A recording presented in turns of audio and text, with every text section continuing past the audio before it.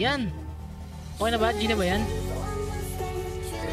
At dito guys, thank you pala sa pogi kong kaibigan na pagbigyan makasali sa 1v isang tournament. Hindi nasagot sa lobby. At panoodin nyo na lang ang video mga idol, may di lang ako nagustuhan sa sinabi ng host, okay lang makakaharap ko rin yan.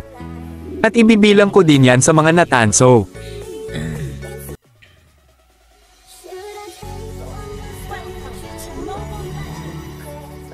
Yung rotation ni Kanata eh. Ako, patay ka na tol. Level 4 na yan eh. Patay ka na tol. Pinigtihan pa ng mukha. Ay. Masakit yun. Di kasi kayo follower. Di ano. Patay. Patay ka na tol. Aray.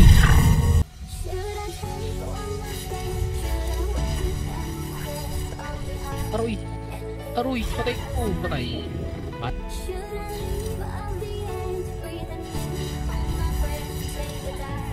Shotdown, gagi, pinasok kasi sa base eh. Aray, pinasok mo kasi sa base eh. Hindi pwedeng ganun. Ano na, wala na bang nakakama sa card? English daw madam eh. Pati mo daw kasing Tagalog. Gagi. Hindi na naman yung pakulo na yan. Parang ang hirap ng mga tanong ni madam. Choices, oh may choices pa, di ba? Ba't kailangan may choices? Oo, parang merong kakaroon na kagad ng clue eh, pag may choices eh. Kaya nga. So, ito yung... Grabe magaling si Cushion ML guys. Parang moderator ko. Magaling talaga yan. Talino yan eh, matalinong bata eh. Patay! Grabe. That, I will only pick it. Ba't ganun? Gagi, binabastos ng buwan. Sunemel guys. Napapaya tuloy yung ano. Kumalaga dyan pre, level 14 yan, level 9 ka pala.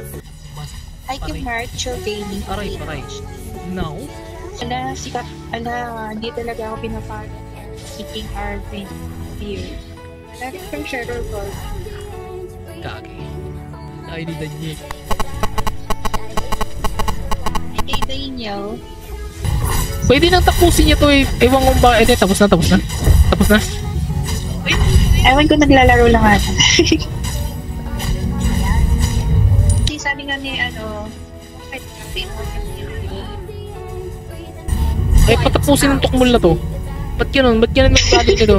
Ba't ganito ugali nito? Kung pagbabasihan mukha namin mga idol, sino kaya sa amin ang tukmol?